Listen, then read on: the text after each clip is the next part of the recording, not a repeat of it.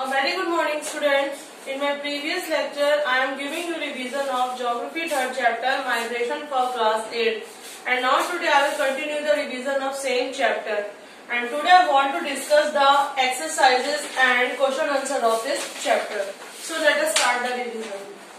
Filling in the blanks. First, nomadic movement is not migration as it is seasonal. तो बच्चों जो nomadic movement होता है, nomads क्या होते हैं?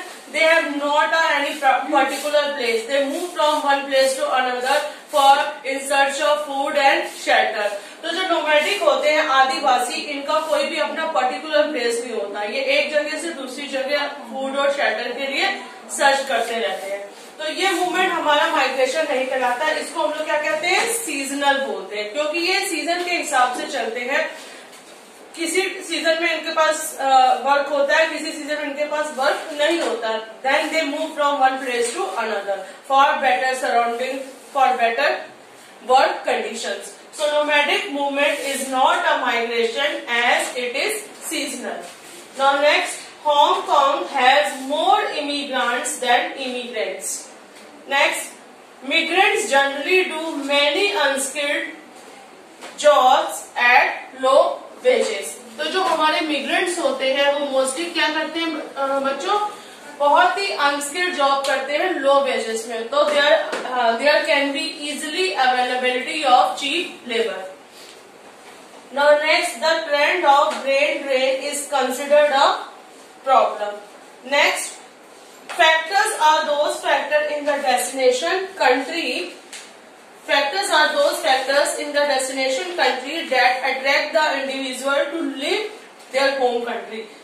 तो ऐसे कौन से फैक्टर्स होते हैं जो इंडिविजुअल को अट्रैक्ट करते हैं कि वो अपने होम कंट्री को छोड़ के डेस्टिनेशन कंट्री की ओर मूव करें? तो I already explain you. Pull factors are those factors in the destination country that attract the individual to leave their home country and move in the destination country.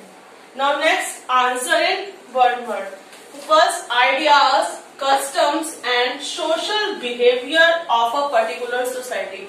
तो किसी भी particular society के कुछ ideas होते हैं, कुछ customs होते हैं और कुछ सोशल बिहेवियर होते हैं, जिनको हम लोग क्या कहते हैं? जिनको हम लोग कल्चर कहते हैं. उस देश का कल्चर कहते हैं, यानी संस्कृति.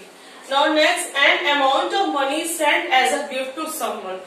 तो अमाउंट ऑफ मनी मतलब मनी की मात्रा किसी को गिफ्ट के रूप में देना, that is called remittances.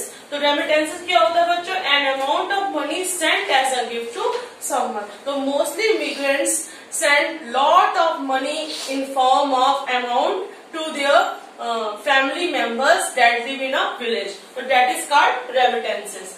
Now next, movement from one country to another country.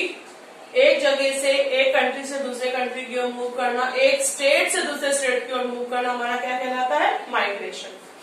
The process in which a country loses its most educated and talented workers to other countries. तो ऐसी कौन सी प्रोसेस होती है जिसमें कि जो कंट्री होता है वो अपने एजुकेटेड और टैलेंटेड वर्कर्स को खो देता है? That is called brain drain. जैसा कि मैं आपको बता चुकी हूँ कि ब्रेन ड्रेन क्या होता है.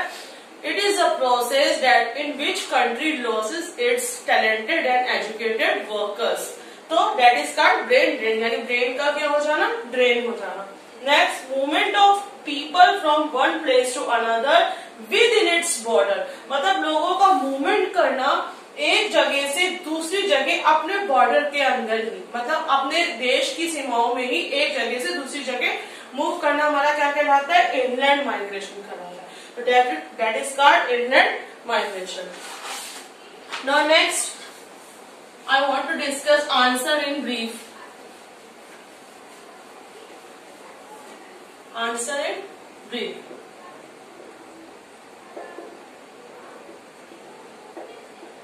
So first question, give the meaning of migration.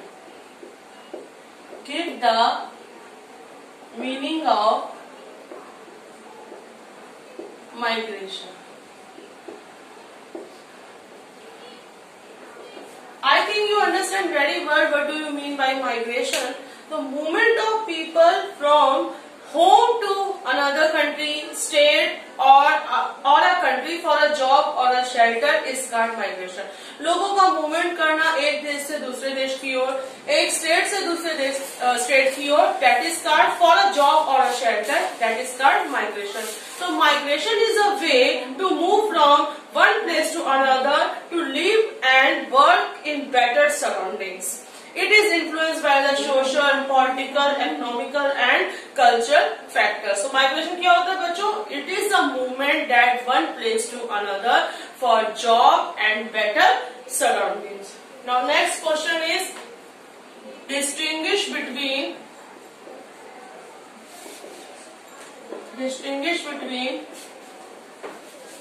immigration and emigration.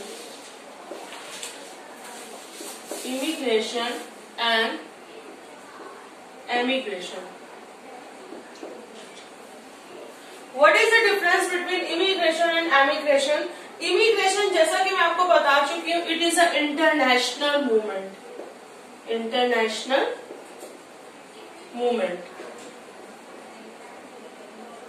तो बच्चों इमिग्रेशन हमारा क्या होता है? इमिग्रेशन हमारा होता है international movement of people into a destination country of which they are not natives.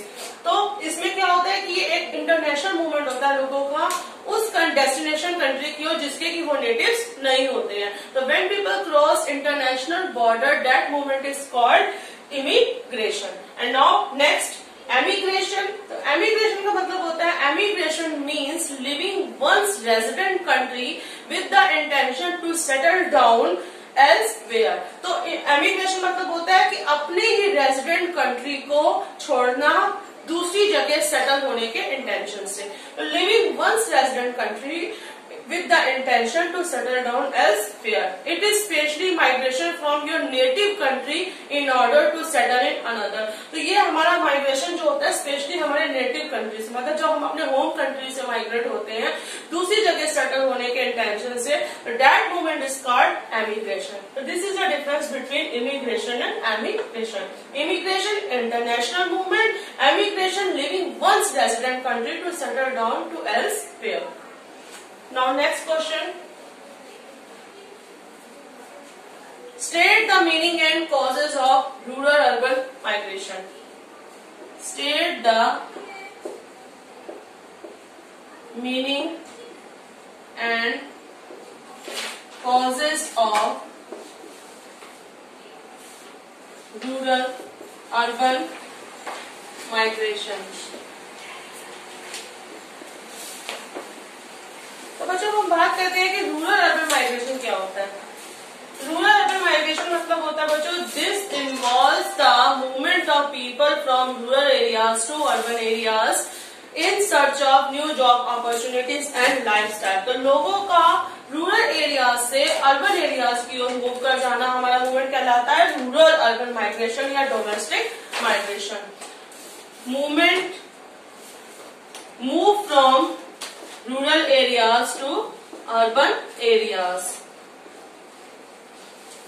Rural areas to urban areas. मतलब लोगों का गांवों से शहरों की ओर मूव करना हमारा कहलाता है रूरल अर्बन माइग्रेशन कहलाता है. Migration from rural to urban areas is of different types. तो जो हमारा माइग्रेशन होता है रूरल से अर्बन एरियाज की ओर वो हमारा क्या होता है डिफरेंट टाइप्स का होता है. अब हम बात करते हैं इसके कॉजेस के बारे में. Causes of rural urban migration. Causes. So rural urban factors include the rural push factor. इसके कॉजेस को भी हम लोग दो पार्ट में डिवाइड करते हैं, push factors and pull factor. Push factor, pull factor. सबसे पहले हम बात करते हैं कि पुश फैक्टर कौन से होते हैं.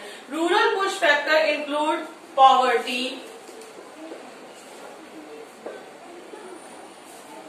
Inequitable land,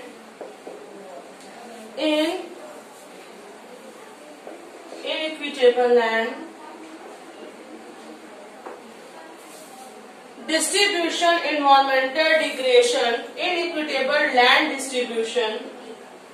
distribution, environmental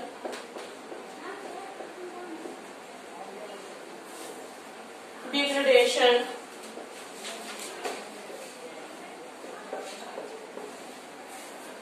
high natural disasters,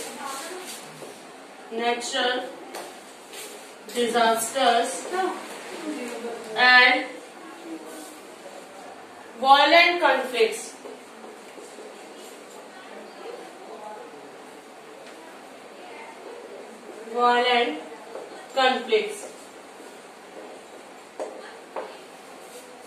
तो बच्चों ये हमारे क्या हो गए, ये रूरल अर्बन पुश फैक्टर्स हो गए, पॉवर्टी यानी गरीबी, इनइक्विटेबल लैंड डिस्ट्रीब्यूशन मतलब कि लैंड का डिस्ट्रीब्यूशन सब जगह इक्वल नहीं होना, इन्वायरमेंटल डिग्रेडेशन, नेचुरल डिजास्टर, कोई भी नेचुरल कैलेमिटी या डिजास्टर होने पर people move from rural areas to urban areas, and violent conflict. And now while urban pull factors include, और पुल फैक्टर्स कौन से होते हैं कि जिससे कि लोग गांव से शहरों की ओर मूव करते हैं, तो पुल फैक्टर्स हमारे हो गए better employment and education opportunities, better employment and educational facilities। तो बच्चों बेटर एम्प्लॉयमेंट और एजुकेशनल फैसिलिटीज के लिए लोग क्या करते हैं, रूरल एरियाज से अर्बन एरियाज की ओर मूव करने लगते हैं। Now next causes, higher income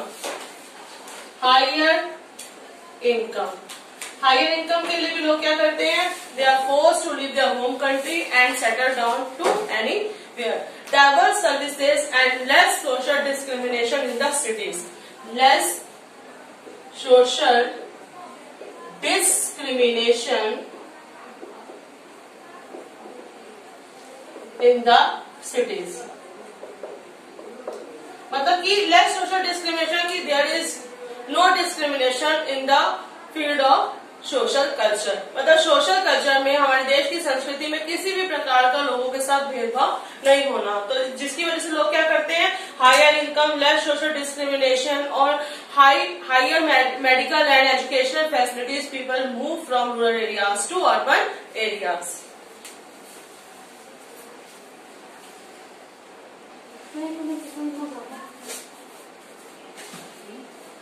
now state the causes of brain drain. तो अब हम बात करते हैं कि ब्रेन ड्रेन के कॉजेस के बारे में। तो causes of brain drain can be broadly categorize into push factor and pull factor. तो ब्रेन ड्रेन के कॉजेस को हम पुश फैक्टर और पुल फैक्टर में बांट सकते हैं।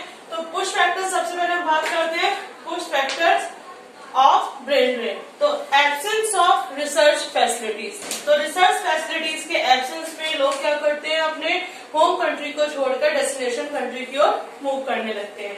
Employment discrimination, if there is a discrimination in the field of employment then people move from rural areas to urban areas. Not next, economic under development, next lack of freedom, poor working conditions and lack of job opportunities, people forced to leave their home country and migrate to another country। अब हम बात करते हैं pull factors of brain drain। superior economic outlook, prestige of foreign training, stable political environment। अगर हमारा वहाँ का economic outlook superior है तो लोग अट्रैक्ट होते हैं डेस्टिनेशन कंट्री पे मूव करने के लिए।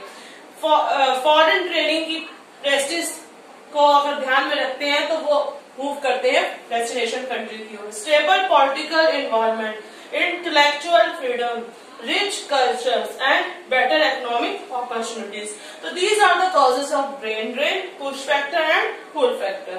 अब हम बात करते हैं कि what are the effects of the brain drain. State the effects of brain drain in India. So brain drain has both positive and negative effects. Some of the effects are as follows. तो brain drain के positive और negative दोनों effect होते हैं। Positive effect की सबसे पहले हम बात करते हैं, when people move from less developed countries to developed countries, they learn new skill and expertise।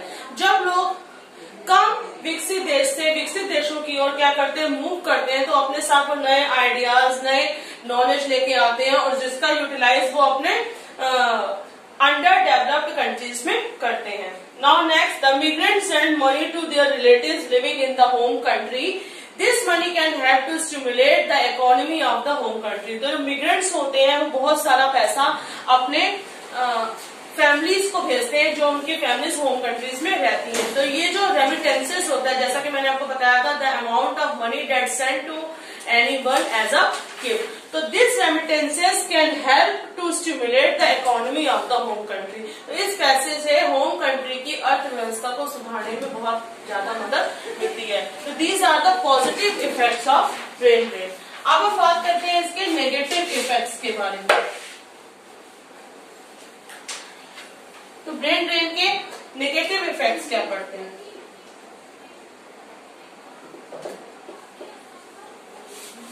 Negative effects, तो सबसे पहला नेगेटिव इफेक्ट ये हो जाता है बच्चों, the shortage of skilled and competent people in India. तो भारत में क्या हो जाता है कि शॉर्टेज ऑफ स्किल्ड एंड